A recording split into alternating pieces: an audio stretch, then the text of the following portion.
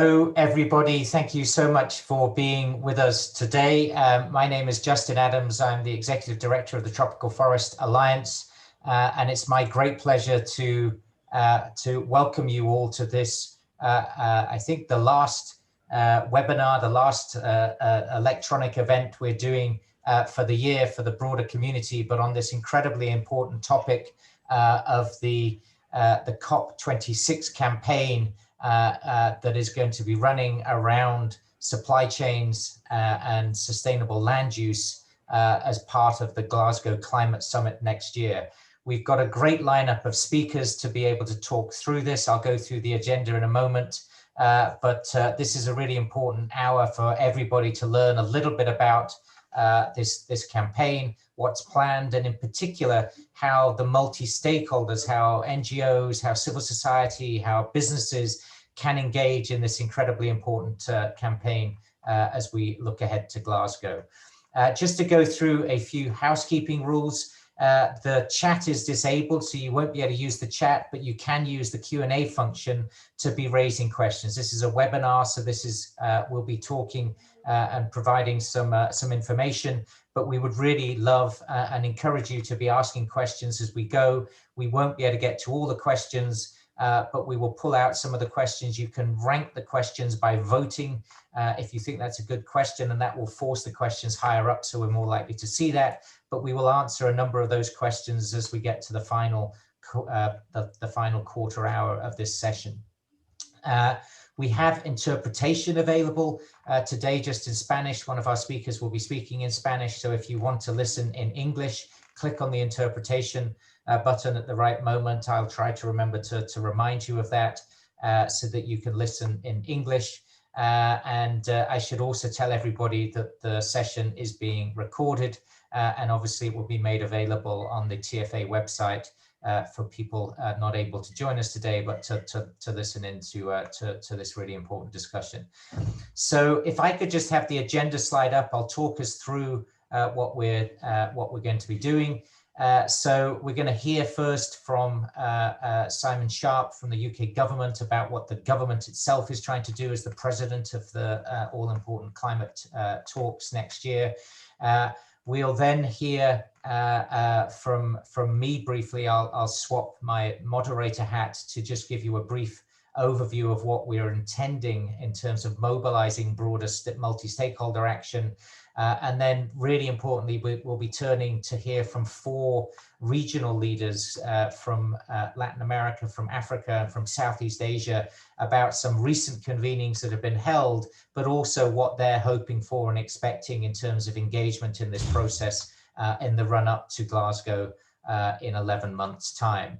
And lastly, we'll hear then from Felipe Carazao from the TFA in terms of some of the specific activities that are planned as we head into 2021, and then finally we'll move to a Q&A.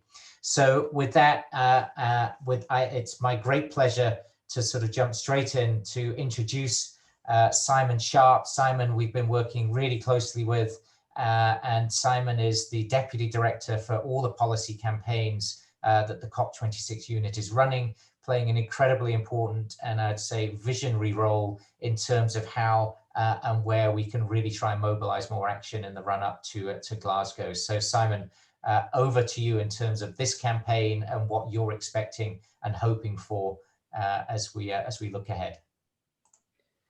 Well, thank you, Justin. I can't see everybody out there, but thank you for being with us. It's great to virtually be together. I hope some people noticed that on Saturday last weekend, we convened a global summit on climate change together with the UN Secretary General and with France and Chile and Italy as our organizing partners. And a huge number of global leaders, presidents, prime ministers, as well as civil society leaders, business leaders, all took part. And it was to mark 5 years since the Paris Agreement. And as you would expect, all of them recognized really good progress that's been made, committed themselves to do more, and recognized that we're not yet doing enough.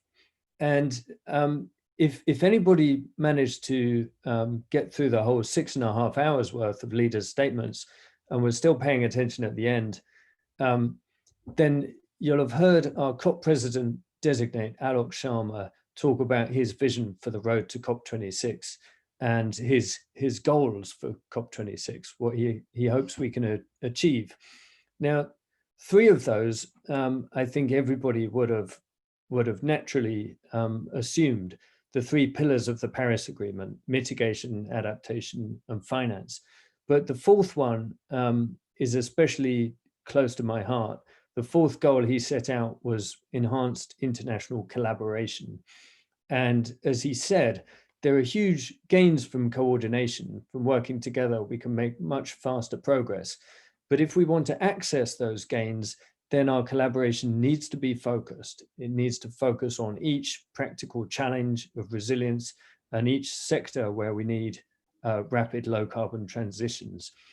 And that's so important because of the scale and the pace of what we're trying to achieve.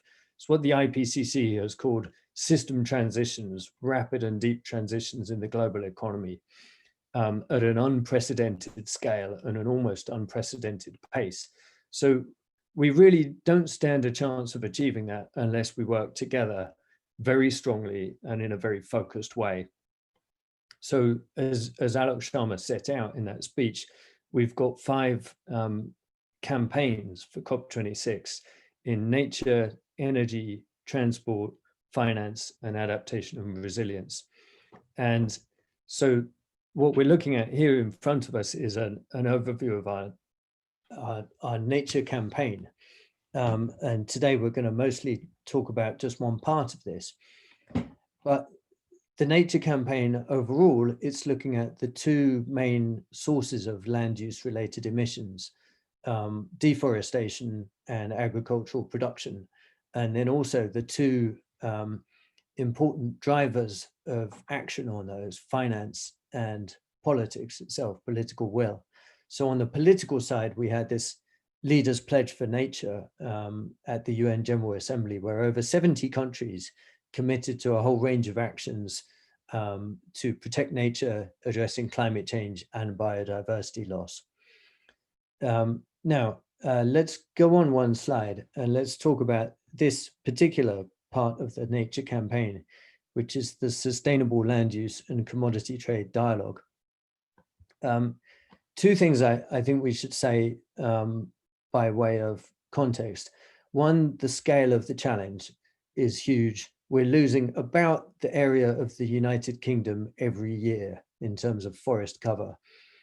And 2, the interests at stake are significant, not only climate change, but millions of livelihoods, jobs, economic development, and food security. That's what's at stake. It's not surprising if countries have extremely strong strategic interests here. It's not surprising if they don't always agree with each other. It's absolutely right that we should focus on these mutual interests that we have and also different interests and see how we can tackle them head on and work together. But the 3rd thing to mention is that we do have leverage over this problem, that there's a relatively small number of commodities that contribute to a huge proportion of tropical forest deforestation. And there's a relatively small number of countries that are the major producers and consumers of those commodities. So working together, it actually takes a relatively small number of countries on a relatively small number of commodities. If they can work together, they can shift global markets towards sustainability. If we have the next slide, please, it's just to show how much this problem needs cooperative action. The value of the flows of these internationally traded commodities is about 100 times as great as the value of climate finance for forest protection and private investment in sustainable commodity production put together. Now, that's not to downplay the importance of those small flows of money. They are highly targeted, they're catalytic, they're doing things that could be game-changing. But unless we also direct these much larger, 100 times larger financial flows in a way that's aligned with sustainability, then we have no chance of protecting those forests. So clearly this is something where the producers and the consumers need to work together. And that is very much the aim of this dialogue. So if we go on to the next slide, please. There's a lot of words on this slide. And perhaps to simplify it, there's no need to read them all, but to say, we really want to bring together the major producer and consumer countries of the forest risk commodities and come up with a joint plan for addressing this problem that meets all of the interests in livelihoods, in protecting forests, in economic development and trade. And we have started this process. We've started bringing them together with great support from Justin and his team at the TFA. And in terms of the outcomes that we're trying to get to, one is a set of principles that these countries agree about how they're going to work together to make progress on this problem over the long term. Second is some roadmaps, agreed roadmaps for how we make progress in the medium term in these different regions and also on these main commodities. And third is some actions. We know that there's a good deep history of collaborative work in this area, in Africa, in Asia, in Latin America, groups like the TFA, but also sector-specific and region-specific collaborative platforms. And we're trying to build on all of those and recognize the progress that has already been made and move things forward during the course of this year, if we possibly can. We shouldn't all just be making future plans. We have to be making progress right now as well. So those are the three things that we hope to get out of this dialogue. If we go on one more, I think we'll just show some of the things that we've discussed already. So far we've held in each of these three regions, Asia, Africa, Latin America, we've held a multi-stakeholder event convened by the TFA and a government-to-government event. And consistent themes keep coming through. These are all areas where countries we've spoken to think there are gains from working together. Most obviously, in terms of trade and markets, trying to align standards, align market access in the consumer countries with what's legal in the producer countries, and aligning with what's legal with what's sustainable at the same time. Supporting traceability so that we can see where things are coming from, supporting implementation of laws and regulations on both the supply and demand sides. Finance, of course, aggregating investment in sustainable production, raising productivity, and supporting smallholders, especially. Those are all strong themes that have come through in our early discussions. Those are all the things where we hope to make progress over the coming year. We'll go on one more slide, please. And this is a brand new one from my colleagues, which I'm only just getting my head around all the great new icons they've found. But the important thing to say is that the very next thing is a global launch event on the 2nd of February, which will be public, it'll be online. It will bring together some ministers from a few of the participating countries, as well as some civil society leaders. And I hope that will really communicate to the world what we're trying to do and attract stronger support. And very soon after that, we'll have the first meeting at a global level of these countries. So that's bringing together not only the producer countries in those three regions, but also major consumers like the EU and China and India. After that, we'll have more events on the way to COP26. And it's very much our intention that this dialogue should continue afterwards in the coming years. This really has to be a long-term effort. We know it's not going to be quick to solve. So a final slide, please. And it's one taken from the Tropical Forest Alliance website. I like this very much because it shows how all the different actors can work together to achieve more than the sum of their parts. and we're really working together to try and generate a positive feedback between policy, investment, technological and practical progress, and market demand, market growth for sustainable commodities. So everybody can contribute to this. And one of the things I'm so glad we have support from Justin and his team on is drawing in all of the ideas and the contributions from the broader community, helping governments to understand where they can add the most value, what they ought to be pushing on, and what they should be trying to agree with each other. So I think there's a really mutually beneficial two-way exchange here between government and civil society, and of course business. So I'll stop there and hand back to you, Justin. Thank you. Thank you so much, Simon, and thank you again for your leadership. And there'll be more chance for people to ask questions of Simon in terms of some of the specifics, but it's really terrific to see how centrally you've put this agenda to the heart of what I think everybody recognizes is the most important climate event since Paris. And congratulations on that 5-year event last weekend. So I'm going to now just talk through a couple of slides just to give everybody an idea of what the Tropical Forest Alliance is doing. And we were asked by the government to mobilize all of the multi-stakeholder actors to see how we can contribute to this. You know, a theme that you heard throughout Simon's talk is partnership.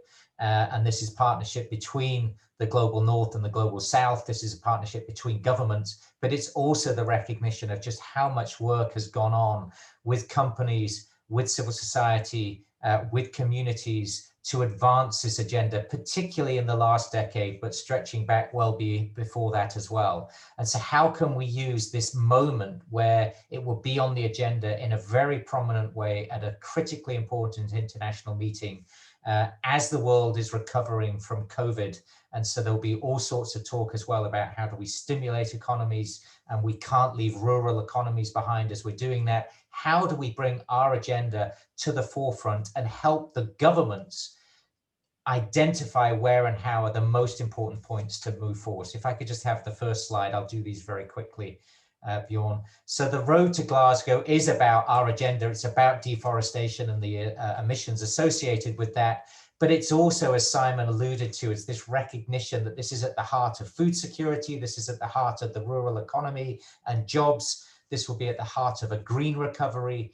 And so how do we use this dialogue, the government-led dialogue, to really deepen an understanding of these issues between the global north and the global south, and find a way to advance and accelerate progress over the years ahead? Glasgow is a moment, but this is also, Simon said, is how do we use this as a slingshot moment to really put us onto a new trajectory in the 2020s? So the two key parts of this for us is the dialogues themselves, and then how can we identify really promising opportunities to catalyze more transformative action?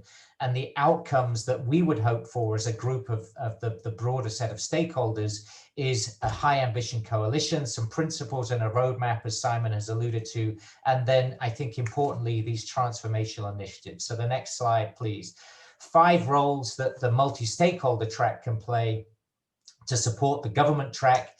Firstly is to make sure we're inclusive. This is partly what this webinar is about, but to bring voices into this dialogue. We recognize how many actors have got a stake in this agenda and want to have their voices heard. Secondly, how do we inform the government with the best ideas, the best advice to advance the government-to-government process? Thirdly, we've got to connect the dots to catalyze more of this collective action. Simon put up that slide with the circle for his final slide. How do we actually make sure that we are joining up, and what Europe is doing in terms of legislating on import deforestation? How does that actually support more ambition and a stronger partnership in producer countries such as Indonesia that we'll hear from shortly? And how do we identify and really bring energy to some of the key initiatives? And finally, how do we leverage the Glasgow moment, recognizing that we'll be able to bring businesses, civil society, and others together in a really powerful moment. The next slide, this then talks to what we will be setting up is a task force. So in addition to kind of the broader dialogues and discussion that everybody can be contributing to, we'll be setting up a high-level task force to help distill and synthesize what we're hearing from all of the multi-stakeholder discussions and inform the government discussions. So that's a group that we'll be setting up over the next couple of months with the hope that we will launch that and be able to talk about that as we have the global launch event on the 2nd of February. And we just learned, just to say, that that event is taking place at 11 a.m. GMT, so 11 a.m. UK time. So lots of, or most of the countries that have got a stake in this will be able to participate in that really important launch event in a couple of months. So my final slide then talks to how we can mobilize more action. Can we have the next slide, please?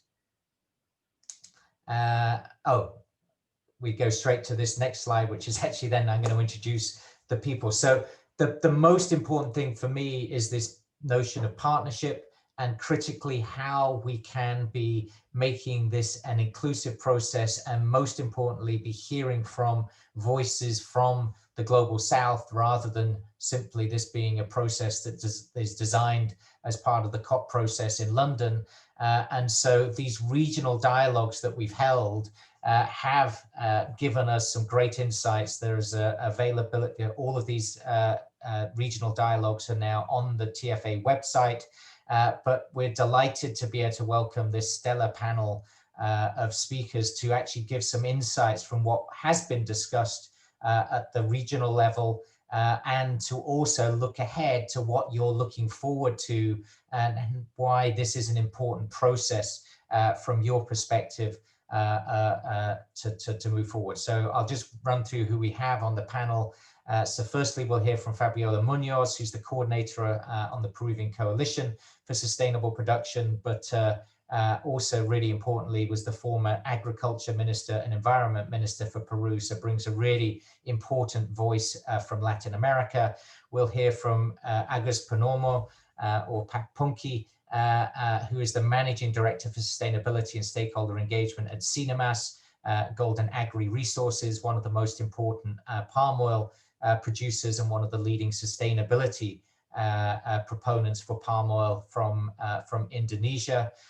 We'll then hear from Nadia Goodman from ProForest and Sabali Meshi from the TFA, who've been working together on key initiatives in Africa, the Africa Palm Oil Initiative and the Cocoa Forest Initiative. And then as we bring those discussions to a close, we'll hear from Felipe Carazao, who is the Head of Public Sector Engagement for TFA in terms of the next steps as we head into February. So without any further ado from me, I'm delighted to hand over to Fabiola for some reflections on the situation in Latin America and the opportunities that they see going forward. And to remind people, please do use interpretation if you would like to listen in English. Fabiola, thank you for being with us.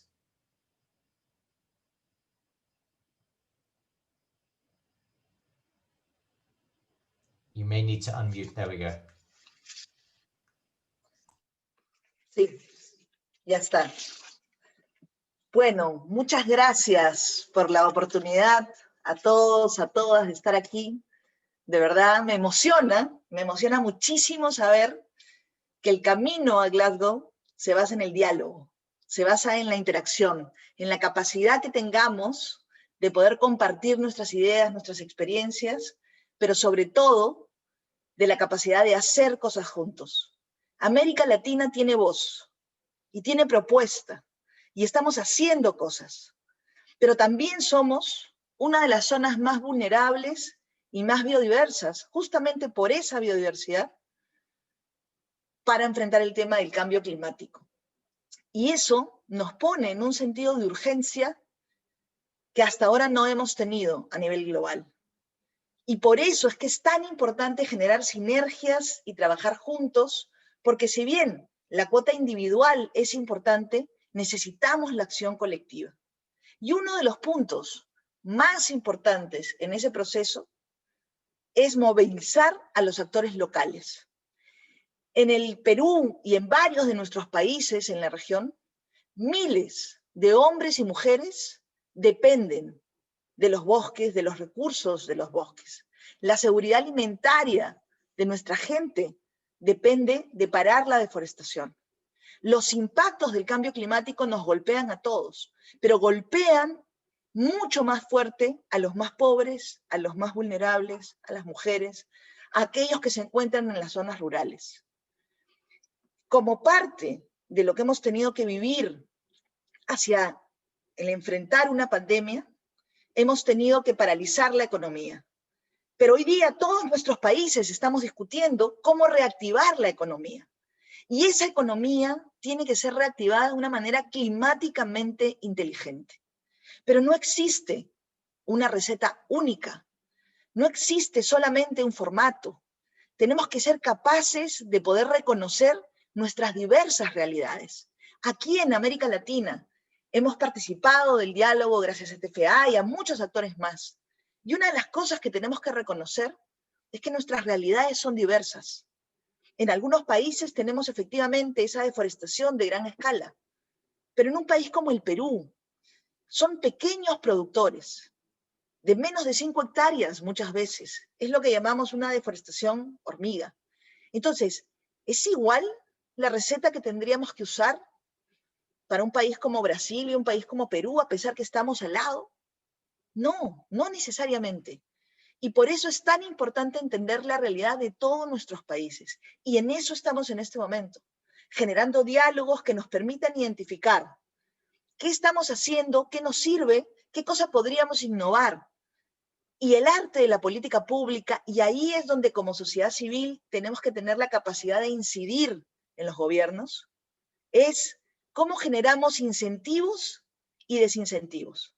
Soy una absoluta convencida de que sí podemos lograrlo y que además, basándonos en la ciencia, en el trabajo colaborativo, podemos tomar decisiones que hagan que vayamos hacia una reactivación verde, tomando decisiones acerca de cómo premiar los esfuerzos por producir, pero reduciendo emisiones, por ser más eficientes en el uso de los recursos, por usar de mejor manera el suelo, por conectarnos en la cadena. Y ahí un tema que es crítico es la trazabilidad. Es muy importante el esfuerzo que están haciendo algunos países, justamente por liderar con el ejemplo y decir, yo no quiero cadenas, ¿no es cierto? No quiero productores que estén asociados a cadenas en las cuales la deforestación sea una característica. Y por eso el diálogo es tan importante. Somos países diversos, tenemos diversas dinámicas, pero somos también países con grandes propuestas. Estamos definiendo hojas de ruta juntos, estamos dialogando y trabajando en equipo, financiamiento, trazabilidad, acción climática son parte de nuestra agenda. Necesitamos conectar al productor, al empresario, al mercado, a los gobiernos. Y en eso yo quiero agradecer el esfuerzo que estamos haciendo todos. Necesitamos incluir todas las voces. Y esos son los procesos internos que estamos haciendo dentro de los países a través de estos diálogos con el soporte de TFA y de muchos otros actores. Pero también necesitamos, como decía Justin, información y conectarnos. El cacao, la palma, la ganadería y muchos otros factores son sumamente importantes para nosotros. Pero juntos podemos cambiar el modelo. No necesitamos esperar 10 años más. Lo podemos hacer ahora y tenemos una oportunidad de cara a Glasgow.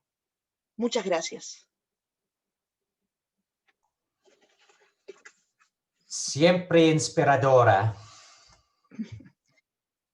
Muchas gracias, Fabiola.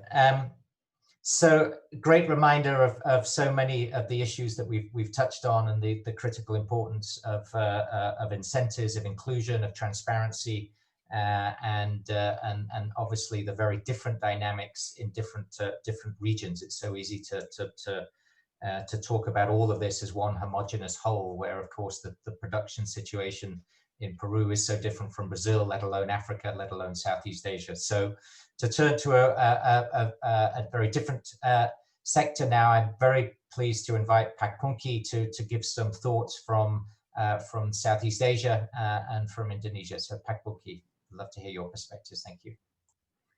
Thank you, Justin.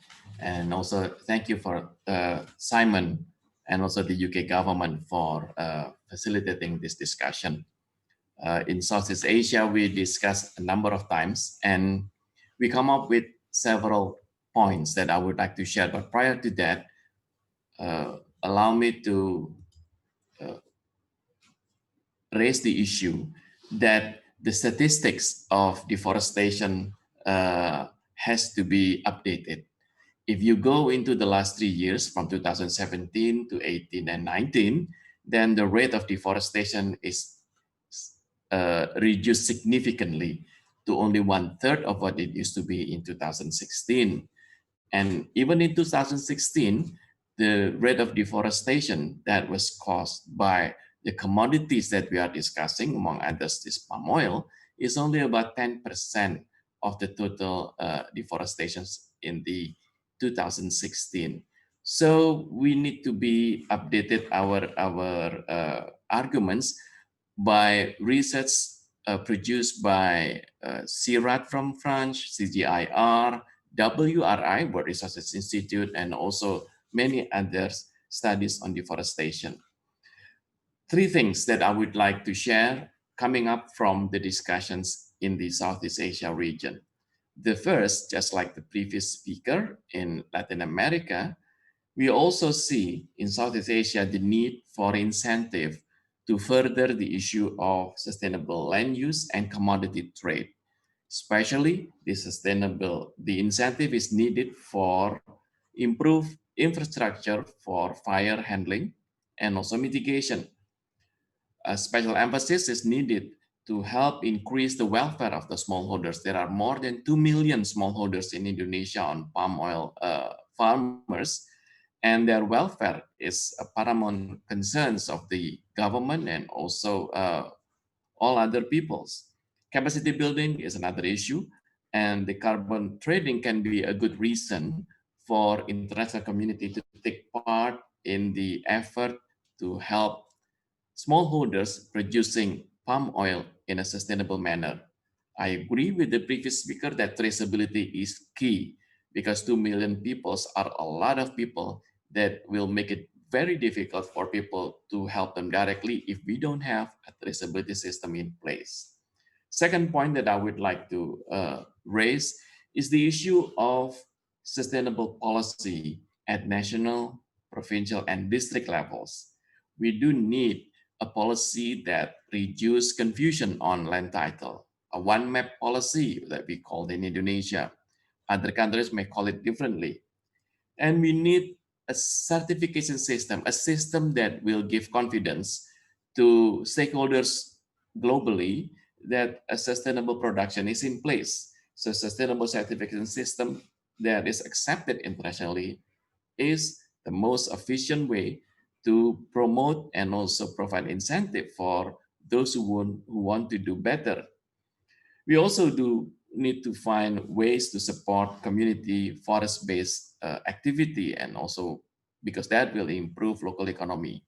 My last point is this discussion at regional levels in number of regions in the world will need to find a way to get into the stream of the discussions of the UNFCCC COP and also UNCBD COP, because otherwise this become a discussion on the sideline that will not get mainstream into the agreements of countries that are facilitated by different UN bodies.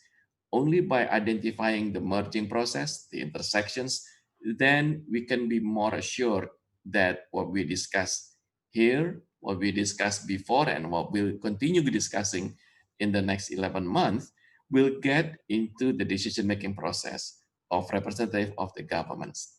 Thank you. Thank you, Pak Pungki. I think, again, extraordinarily helpful perspectives from the region, and obviously also a business perspective, and that's the call for I think, clarity, but also mainstreaming, so that this is built into how governments are making decisions, and this then creates that sort of clarity for what businesses can be doing to advance this, but also echoing so much of what Fabiola said about smallholders and incentives and how we can really make finance work to be trying to advance this agenda going forward. And I think the statistics you're talking about as well, I think are particularly relevant in terms of Indonesia and the reduction that we've seen in deforestation over the last few years in Indonesia. I'm not sure that's the case in all of the countries, but certainly that reduction has been very dramatic and consistent over the last 3-4 years for Indonesia. So that's great to call that out. So lastly, we're going to turn to Africa, and we have Nadia Goodman and Sabali Meshi just to provide an update as to some of the discussions that happened in the Africa dialogue. I'd encourage people again to be adding any questions to chat. We've got a few questions coming in, and we should have 15 minutes or so for the Q&A. So if people do want to place more questions in the chat, please go ahead. Thanks, Justin. Thanks, Simon, as well. Thanks for the invitation. I participate in the two dialogues, the West Central Africa Oil Palm multi-stakeholder dialogue, convened by Tropical Forest Alliance and ProForest on the 1st of October, and the Sustainable Land Use and Cocoa Trade multi-stakeholder dialogue, convened by the Tropical Forest Alliance and IDH on the 6th of October. So here we would like to share with you just a few themes and points that have emerged from those dialogues. First was the intersectorial coordination. Sustainable land use and commodity trade is a broad theme that requires collaboration of various sectors, ministries, and institutions, all of them playing different roles in a coordinated manner. Therefore, increasing intersectorial coordination and improving the legislative and regulatory frameworks to achieve a great consistent and alignment would be a very important step towards sustainable land use. The second point is inclusive policy design and implementation. There has been a common call from the side of all the categories of stakeholders towards the adoption of more inclusive governance.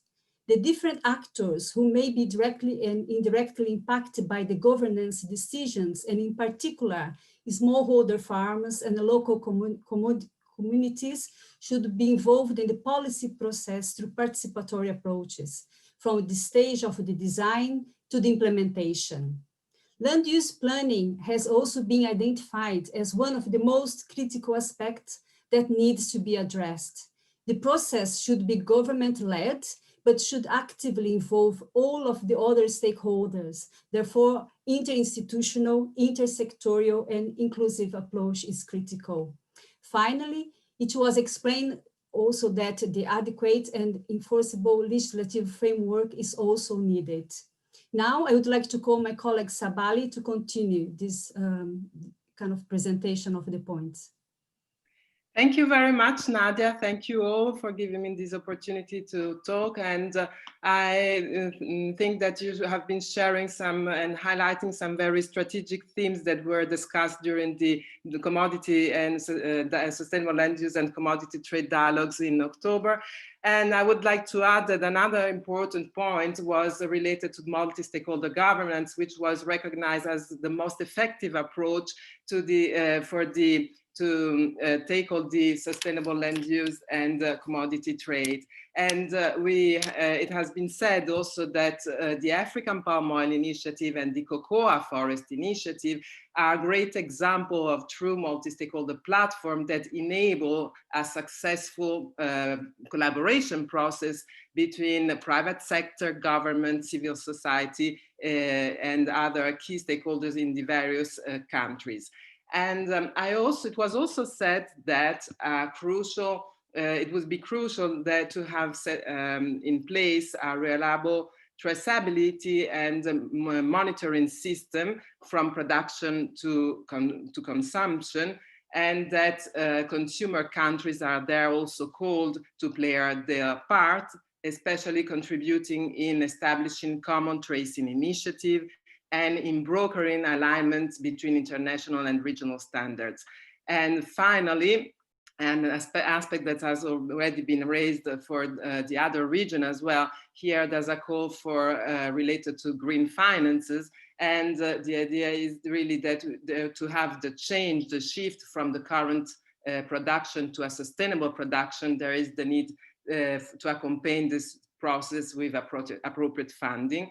And there is the need to tackle the issue of the access to finances, and also to make the funding more aligned and more transparent.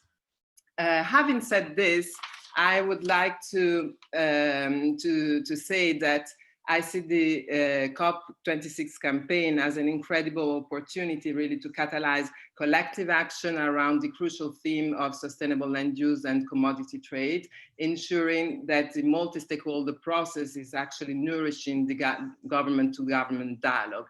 And through this initiative, through these dialogues, we have already been able to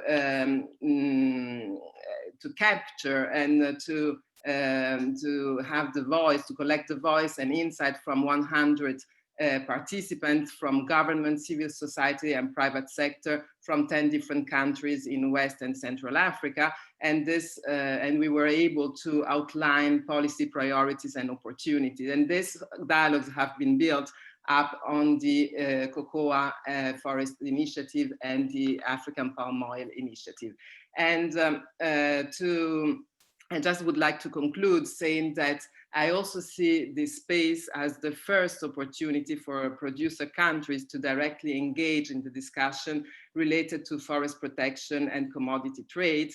And this as a difference, for example, with the Amsterdam Declaration, here the producer countries are called to actively contribute in shaping up the principles and the roadmap towards COP26.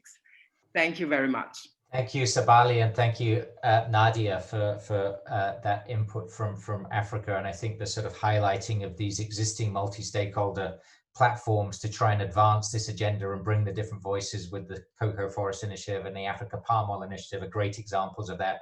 But once again, the importance of finance, the importance of traceability, the importance of smallholders all coming across. So I'm going to hand now to my colleague Felipe Carazao to just talk about what's going to happen as we head into 2021 with this multi-stakeholder process and how this can be an inclusive process. And again, there's lots of questions on content here. I would also, maybe there's some questions that you all have. This is a chance for you to ask questions about the process and how you might engage going forward as well. So if anything isn't clear on that, please also add that to the Q&A as well. But Felipe, over to you. Thank you, Justin, and good day to everyone. Working together to generate a positive feedback. That was the mantra I captured from Simon's wise words, and that exemplified the spirit of this process of engaging multi-stakeholder voices within a government-to-government exercise. Agus, Nadia, Fabiola, Sabali represent many people that have contributed with the first iteration of multi-stakeholder dialogues covering more than 20 countries across the globe, and representing those forces on the ground. We're extremely grateful for those that contributed in that first round of discussion that has grounded the campaign. And we look forward to a second round of discussion. The output from that first round of this discussion, which leads into capturing national level approaches of why they are important so that multi-stakeholder governance structures can be in place. The relevance of policy design, as Agus mentioned, as a way to assuring farmers, smallholders, and local communities get engaged. The need for consistent and sustainable finance, and how to raise the level of jurisdictional level action so that landscape-based approaches can really connect global policy with on-the-ground impact are probably the key four elements that the dialogues have already mainstream within the government-to-government discussion.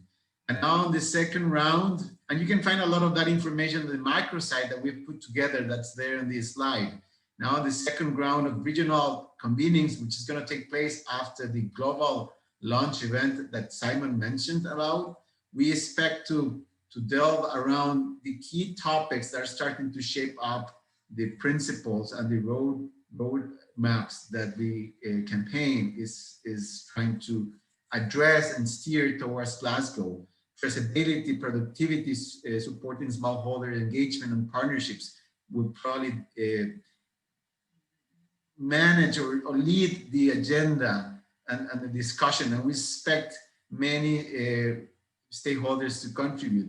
This process has also been possible because we've had tremendous support from key advisors at different levels, at the regions and at the global level, such as Ed Darby and Graham Wine have been tremendous supportive to make sure that we have a fantastic approach. And that advisory role, as Justin mentioned, will get enhanced with the global task force.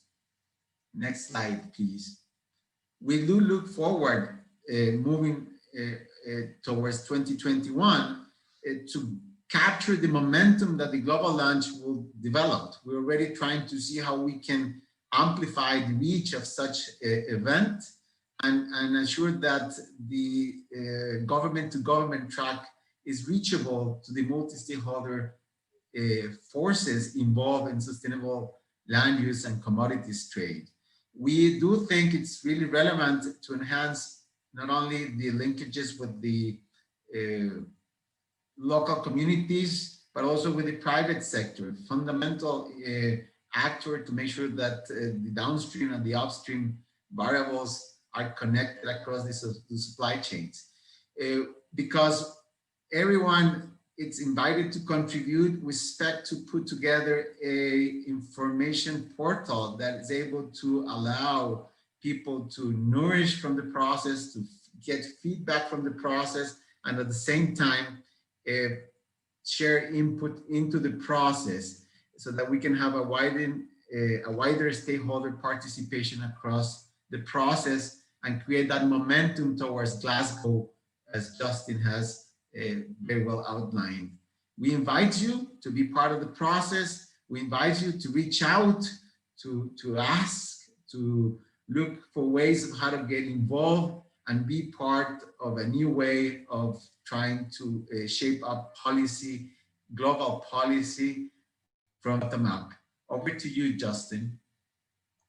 Thank you, Felipe. Thanks for outlining that. So hopefully this gives people a sense of where we are. This is still at the beginning of the process. We've had these fabulous regional dialogues. We just heard some great regional perspectives from those discussions. There's questions about how people can participate, and there will be an ongoing series of dialogues both at the regional level and at the global level. These webinars, we will run a series of webinars to keep people informed.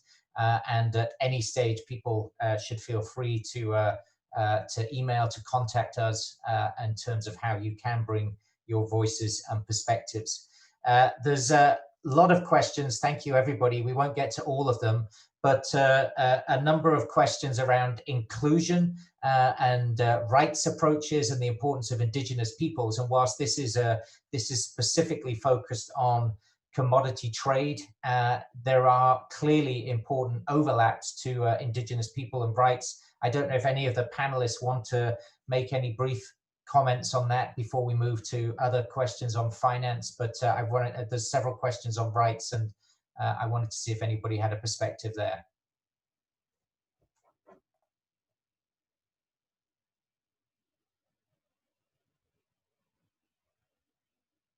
Please go ahead, Fabiola.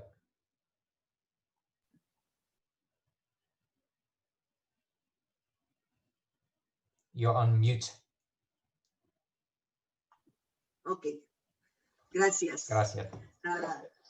Tenemos, ¿no?, en nuestros países muchos pueblos indígenas. Ellos son una gran parte de nuestra cultura, manejan nuestra biodiversidad, tienen nuestros conocimientos tradicionales, contribuyen enormemente a la protección de nuestros bosques, de nuestro capital natural, de hecho.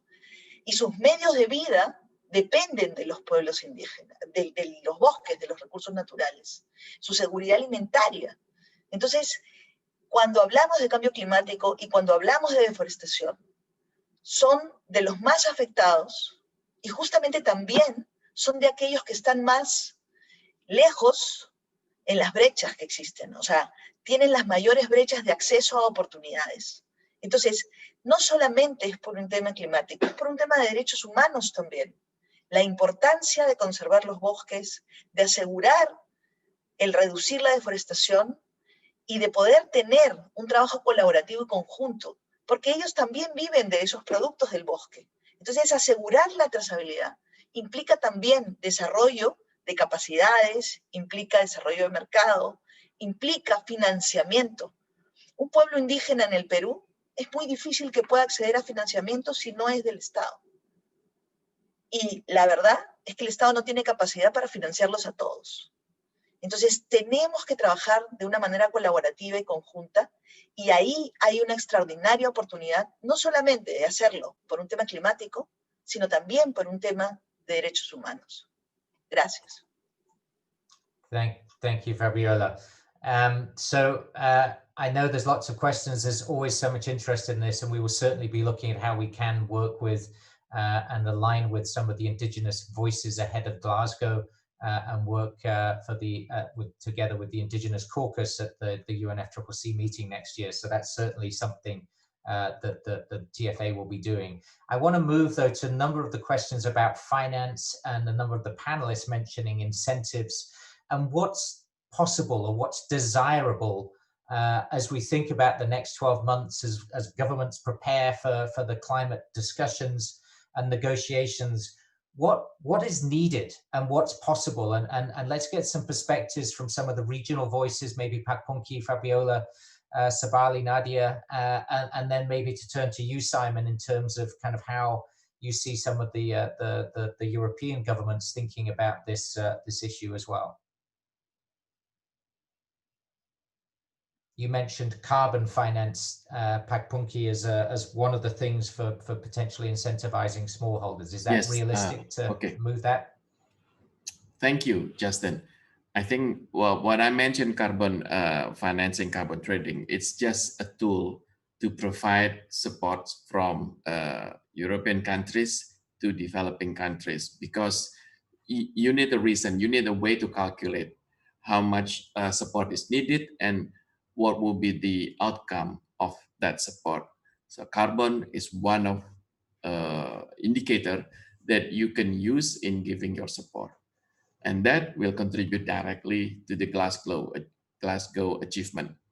And that's why it is being mentioned here. We could also develop an indicator of biodiversity that is being saved or other rights issues. But basically, we need a tool where the financing, the incentive can be given and achieve and can be guaranteed to achieve a specific outcome.